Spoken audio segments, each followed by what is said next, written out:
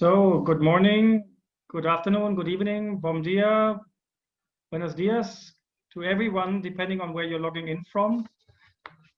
So I think we are ready to go. My name is Joost Wagner. I'm going to be your conference facilitator for today.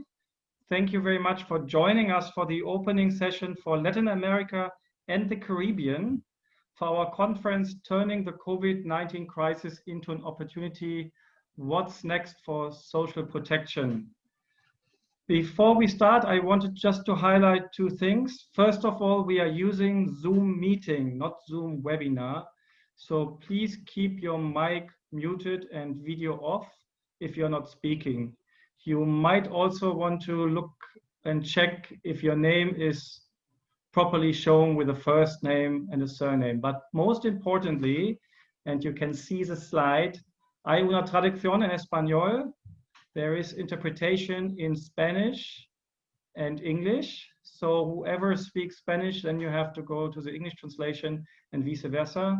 So depending on your language skills, there will be no French because we had our session with Sub-Saharan Africa and the MENA region a few hours ago. So that's all for the moment from my side. I have now the pleasure to introduce you to Mariana Balboni. She is the Senior Project Officer at the International Policy Center for Inclusive Growth, a partnership between the government of Brazil and UNDP, but most of us know her actually to be the coordinator of socialprotection.org, and she and her team worked many hours in recent months to make this truly global conference happen. So I have the pleasure to hand over to Mariana. The floor is yours. Thank you very much. Joost. Dear colleagues, hola colegas. I'm very pleased to welcome you to our global e-conference, Turning the COVID-19 Crisis into an Opportunity, What's Next for Social Protection. As you all know, we are going through an unprecedented and delicate time, struggling with a global pandemic caused by a new, largely unknown virus and a dire economic crisis resulting from containment measures in response to the health emergency. Social protection has never been more important. Governments and the global community are more open than ever to discuss and implement broader social protection policies and universal measures. This crisis could have a silver lining, representing a real opportunity to expand existing systems and extend social protection for all. Yet, unfortunately, we are seeing millions falling back into poverty and hunger. The past months have been completely overwhelming for everyone and every organization involved in social protection, as we worked around the clock to support countries and governments all over the world with their responses to COVID-19. We are happy to be able to provide a virtual space for the community to reflect, share experiences, take stock of what has been accomplished, and plan coming actions. So we have designed this conference with your collaboration to meet the following objectives. Provide this global forum to assess, exchange knowledge about, and facilitate learning on social protection responses to COVID-19. Discuss the future of social protection in the context of the pandemic, and celebrate the achievements of the socialprotection.org platform over its 5 years of existence. Many of the activities of this event were elaborated considering a framework that encompasses 8 main dimensions for improving, expanding, or building systems to better meet people's needs. These are coverage, comprehensiveness, adequacy, timeliness, cost-effectiveness, accountability to affected populations, sustainability, and delivery chain. These dimensions are reflected in the guiding questions of the conference, which we hope to tackle with you during this week. We have done our best to offer you a stimulating and motivational program with diverse sessions formats and many possibilities for interaction. We hope that you can find the time to fully engage in this learning journey with us. And now I have the pleasure to hand back to our lead facilitator for the conference, Joost Wagner, who's based in Bangkok and who has facilitated quite a number of conferences on social protection, especially in Asia. So the floor is yours, Joost. Thank you very much. Obrigado, gracias, Mariana. Thank you so much. So now let's hear some welcoming words from the organization partners of this event and the supporters of Social Protection Org.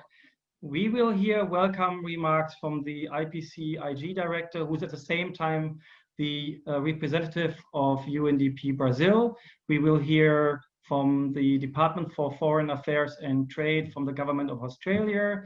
We will hear from the Ministry of Economic Cooperation and Development from the Federal Republic of Germany.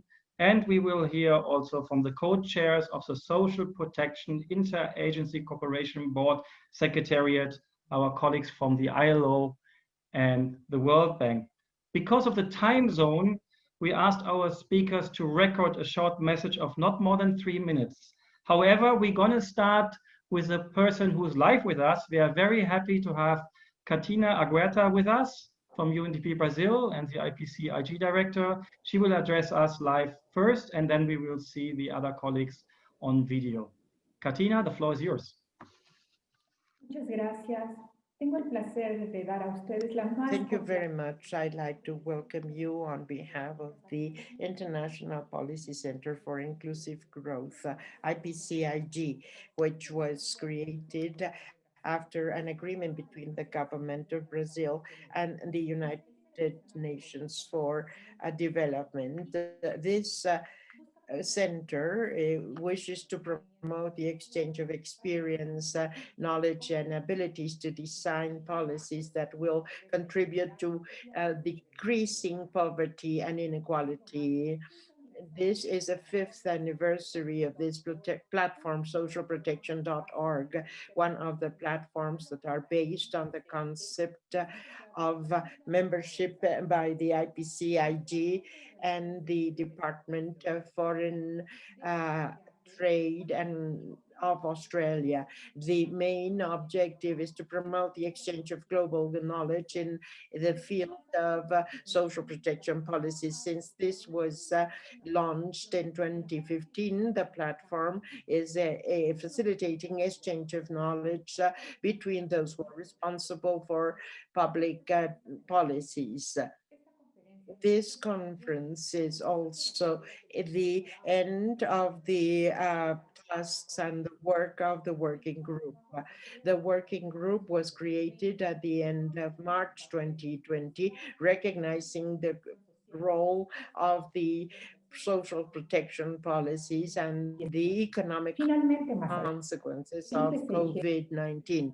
Finally, the IPC-IG will present the first results of the social protection responses, which will be a starting point that is significant, not only to identify the responses, but also to understand to what extent these measures may lead to developing more solid social protection systems in order that this becomes reasonable to everybody according to the 1.3 goal of the sustainable development goals. The knowledge that has been shared and the exchange, the world exchange, will be part of our protection in a global pandemic. I would like to congratulate all of you working in this socialprotection.org platform, and I like to wish you the very successful meeting during the next 4 days. Thank you very much. Muchas gracias, y vamos a continuar en inglés. So we are going to see now the video of the 4 other colleagues in English, so you might have to change the interpretation.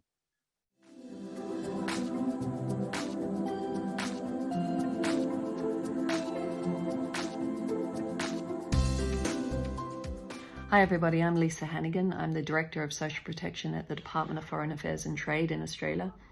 It's an enormous pleasure to welcome you to this event. I love the thought of us all being brought together to discuss something so very important at the moment.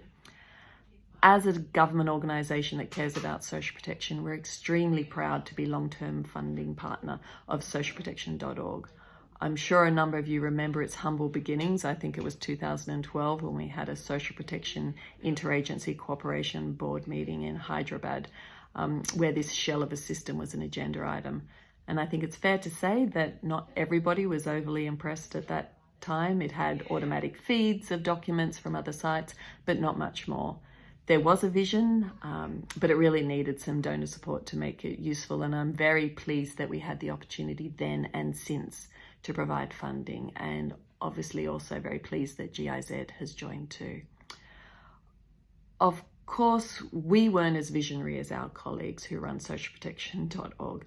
We thought it could be a worthwhile project, but I'll be the first to admit I didn't think it would take off in the way that it has. I couldn't envisage it facilitating a gathering like this, for example. So we now have knowledge products that we need at our fingertips, not sitting somewhere on a dusty shelf. We have webinars reaching people with essential, highly relevant and timely information. We have 57 communities of practice, linking people grappling with similar issues.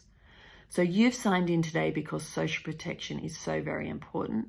It's important that social protection systems exist, that they cover those who need assistance, when they need assistance, and are built to be shock responsive and gender sensitive. Lives and livelihoods do depend on this. So us taking some time out for this sort of event to learn from each other and take this learning back to the front lines of the systems on which we're working has the real potential to improve the lives of people worst hit by the crisis. So I thank you all so much for being here today, for sharing experiences, for helping to work through what the future holds for social protection, for taking the time to learn from others, for working to translate this learning into system improvements on the ground that affect those who most need assistance. And I thank socialprotection.org for going the extra mile in pulling us all together over the next 3 days. This humble, non-branded 5-year-old platform is performing an essential service for all of us. So thank you. Dear ladies and gentlemen, dear colleagues, I'm very excited to have the opportunity to open this very timely event today that brings together the diverse social protection community around the world. This is a most welcome opportunity to take stock of COVID-19 social protection responses and to brainstorm on the lessons from this global disaster to build better social protection for all. The current pandemic shows us in a catastrophic way that social protection programs are a very important, if not the most important, element to fighting the socio-economic consequences of this crisis. Early evidence suggests that countries with existing and adaptive social protection programs are better prepared to reduce the effects of crises such as the COVID-19 pandemic. Germany has a historically strong and well-advanced social protection system. With this in mind, the Federal German Ministry of Economic Cooperation and Development has been particularly dedicated in supporting countries globally in developing and expanding their social protection systems. Social protection is a cornerstone of our COVID-19 response. We have substantially expanded our funding in this area in recent months. For example, for emergency social protection benefits and system strengthening in India, Brazil, and Tunisia. We are committed to new ways of working across the humanitarian and development nexus. Thus, we want to ensure that short-term crisis response contributes to long-term resilience and sustainable nationally owned systems. One example is our engagement in the Sahel, where we are funding major regional programs with several multilateral partners. This allows us to support the establishment of adaptive social protection systems, while linking resilience report and COVID-19 emergency cash transfers into those systems. We have commissioned the program Global Alliances for Social Protection in order to support global exchange and mutual learning on the various topics related to social protection. The International Policy Center for Inclusive Growth and the Social Protection Platform have been strong and important partners to making this exchange and learning a success. It is somewhat tragic that a pandemic that forces many into lockdown and virtual collaboration highlighted the platform's importance. Thanks to all of you, the platform became an even more important forum for exchange and learning in the field of social protection during the crisis. It is amazing to see that Social Protection Org has gathered this great community of social protection practitioners with your strong commitment and dedication towards achieving universal social protection in 2030. With this said, I wish Social Protection Org a happy 5th anniversary and all of you a great exchange and fruitful discussions today and tomorrow. Thank you very much. More than 6 months into the COVID-19 pandemic, we're still in the middle of a socioeconomic crisis, the likes of which many of us had not seen in our lifetimes. Social protection, as we've seen, has been the first line of defense against the meltdown in jobs, incomes, and livelihoods. But despite the fury of activities that have happened in this area, and our various monitors have been capturing those, there have been huge inequalities in the size, scale, and efficacy of the measures that have been taken across countries. The effort to mobilize resources domestically and put in place social protection and health measures in low-income countries and developing countries more generally has been much weaker than what high-income countries have been able to do, especially since those countries have also thrown out the old rule books about how much fiscal resources can be spent. Indeed, we seem very likely to emerge from this crisis even more unequal than we entered it. Today, we are standing at a very critical crossroads.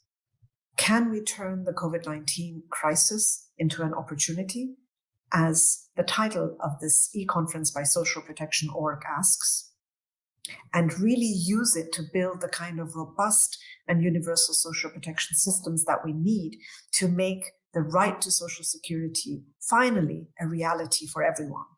Or are we just going to stumble through this crisis again, as we did with previous ones, and leave ourselves exposed and unprepared for future shocks that are likely to come, whether it's from the climate crisis, from other health pandemics, or from economic and financial markets?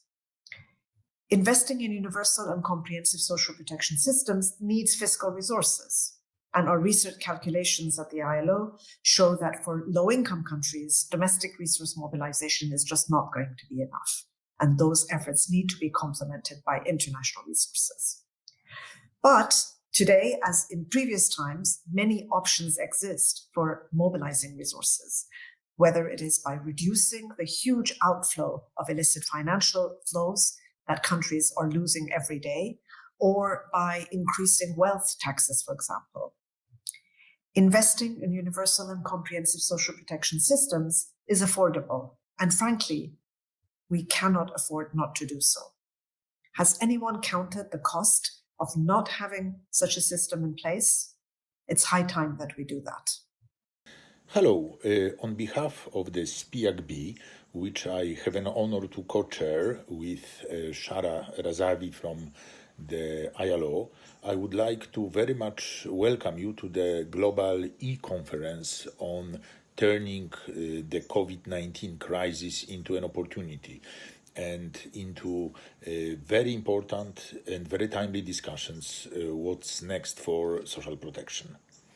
Let me share with you a few, not only intuitions, but a few thoughts that are backed by the research and activities we've done in the World Bank since March, since the COVID crisis started. First, let me start with something pre-COVID, which is that many of you would know that last year we published a so-called white paper, which I'm showing you the cover now, on protecting all and how to do risk sharing for a diverse and diversifying world of work. The main thought of the white paper is that social protection needs to be independent from the status of being in the labor market, because what's happening is that in developed countries, labor markets become more and more fluid, and in developing countries, there is no formalization proceeding on And India was 90% informal 50 years ago, is 90% informal now. The career paths in developed world often include being in full employment, being in partial employment, being in migration and working elsewhere, being contracted out, being self-employed. And we want social protection to support all those individuals in the informal sector as well as those who are in fluid situation in various forms of the formal sector. COVID crisis only emphasizes how important that is. What COVID crisis did is that in addition to emphasizing the importance of, I think, what I just said, it also exposed the missing middle as being the most vulnerable to pandemics. If you look at typical developing country, you would see that formal sector workers were covered by their schemes, including pension schemes, and the poorest of the poor in the rural areas were often covered by cash transfers. But urban informal workers were not. And this already was a problem before COVID, and they are the most affected in the COVID. So we need very quickly to expand, and this is what we are doing in the bank. We are expanding social safety nets. We are helping many countries to do that, to cover urban informal sector. When we are lucky, and the governments are lucky, there is a social registry, that we can account for everybody, it is all fine. But in many countries, it's not all fine because there is no social registry. And then we need to be extremely imaginative. Go out and use imaginative procedures to reach out to those who are affected. Mobile phone operators' data, tax records data, and others. And that's what we are doing left and right. We plan in this fiscal year of the World Bank to lend almost $8 billion for social protection in reaction to COVID. We already lent more than 1 billion in India, and we are coming to a new loan around 1 billion in Brazil. So we are very much present. At the end of the day, however, where the rubber hits the road will be whether the countries can create sustainable social protection programs in response to COVID, programs that cover those in the missing middle in addition to others, and those in a way that doesn't depend on the formal employment status people have. Thank you very much, and I wish you very, very good time, and I wish you that you enjoy your time and learn a lot during your sessions. Bye-bye.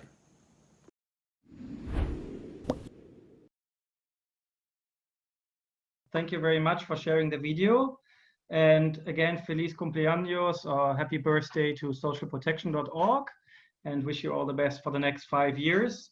However, this is not the final video. We have one more video for you.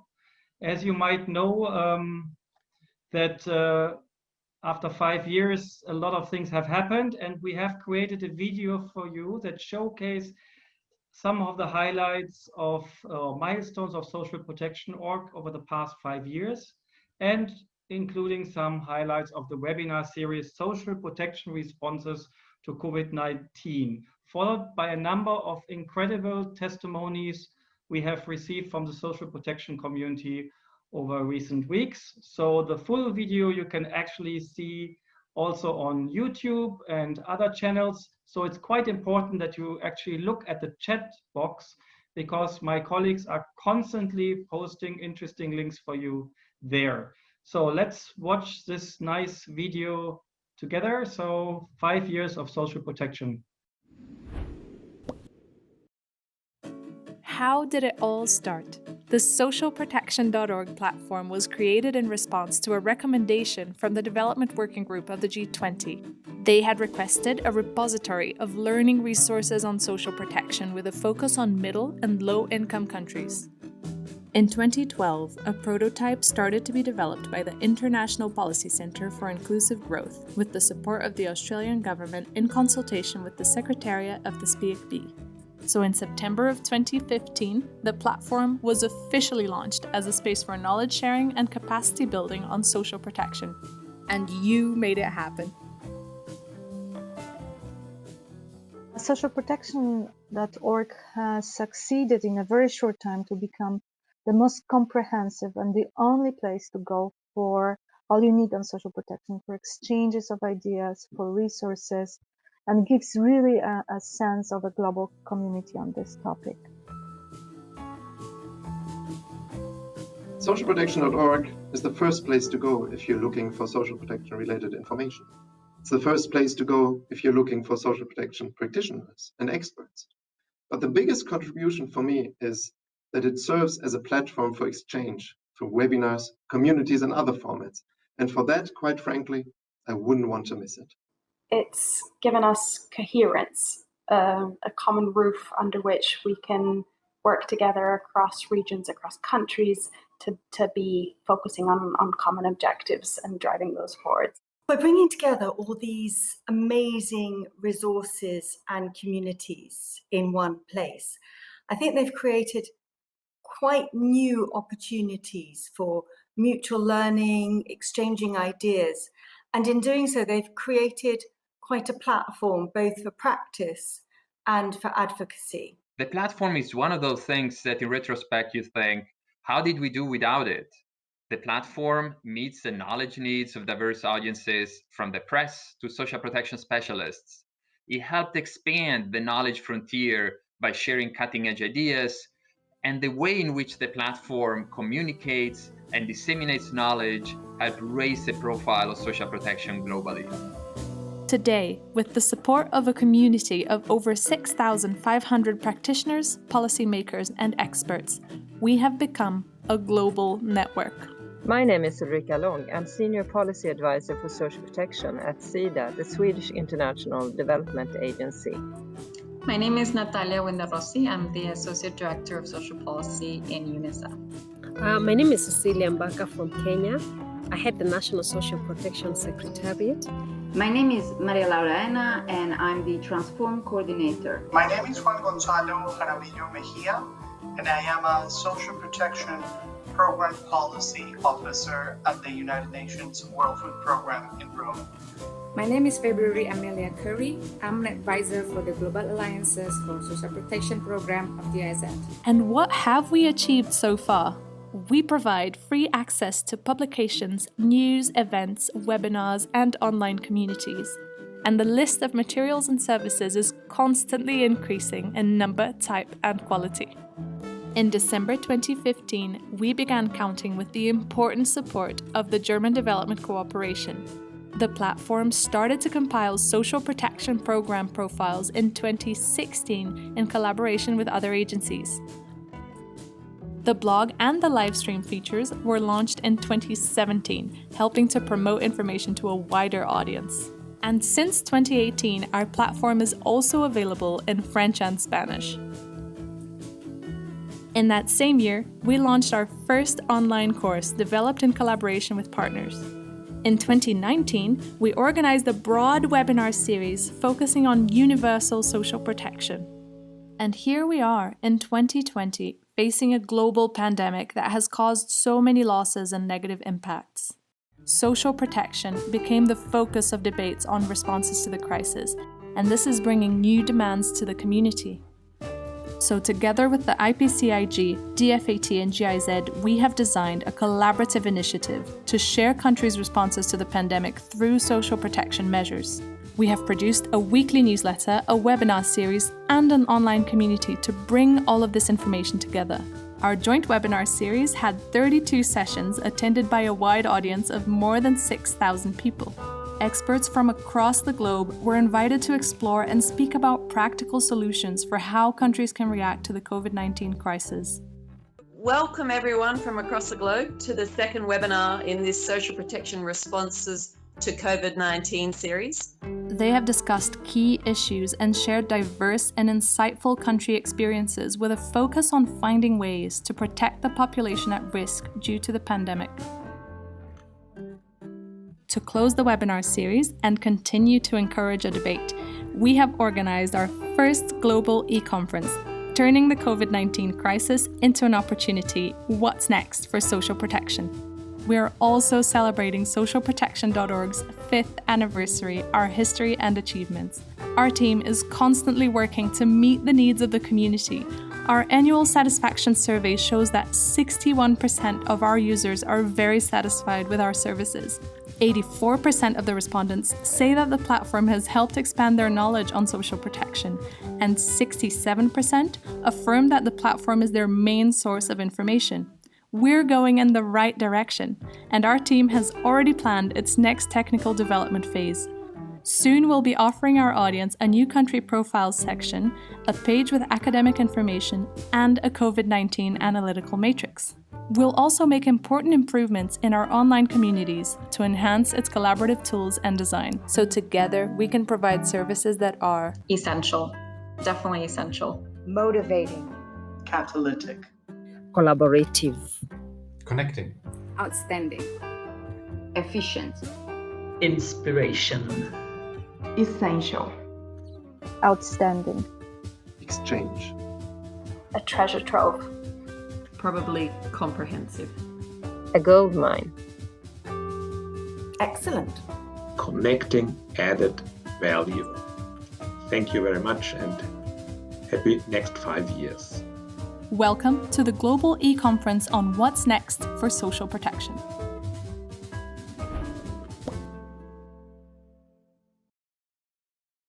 So let me say something for 2 minutes about this conference myself. So we have prepared a learning journey for you, and the conference will make use of a wide range of methodologies, tools, and formats. And this will give each attendee the opportunity to make their own customized program. So just a teaser what's available. So there is a slide showing a little bit what's available. So we are going to have in a short moment the regional insights on Latin America and the Caribbean. We are going to have, after the coffee break, a peer-to-peer dialogue in intimate groups. Tomorrow we're gonna have the clinics, the roundtables, and the virtual booth talks.